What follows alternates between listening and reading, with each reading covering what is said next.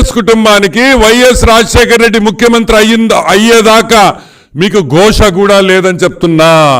మీ దగ్గర మీకు వైఎస్ కుటుంబానికి ఘోష కూడా లేదు, మీకు ఆస్తే లేదని కూడా నేను మనవి చేస్తున్నా. నేను చెప్పటంలే ఆ మాట.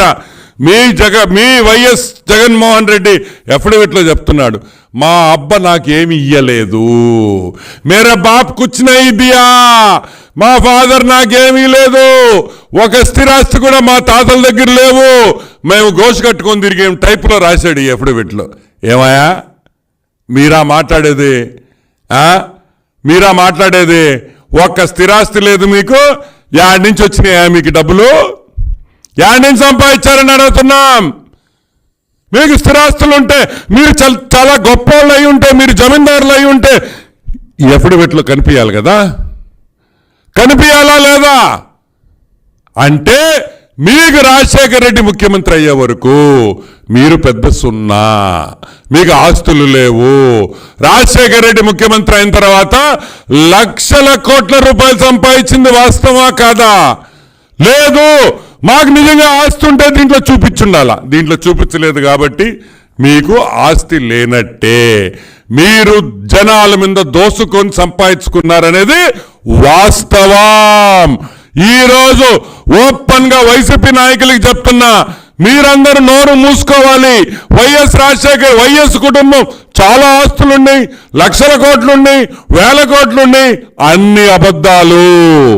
ముఖ్యమంత్రి అయ్యే వరకు వీళ్ళ దగ్గర ఏమీ లేదని కూడా నేను మనవి చేస్తా ఉన్నా.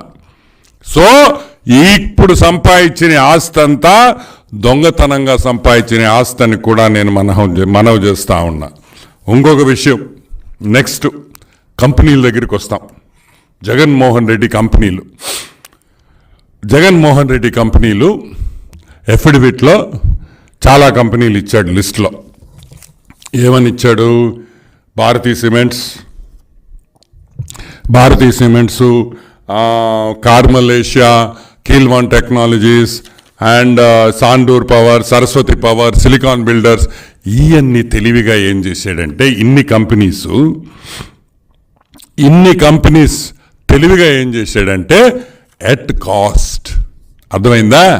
ఎట్ కాస్ట్ అంటే ఏందో అంటే నేను పెట్టుబడి పెట్టిన రోజు ఆ రోజు నేను పెట్టిన డబ్బులు చూపించాడు.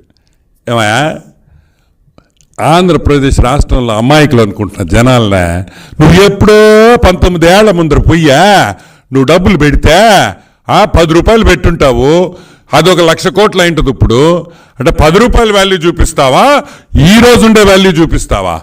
ఈ రోజు ఆ కంపెనీ షేర్ వాల్యూ ఎంత, ఈ రోజు ఆ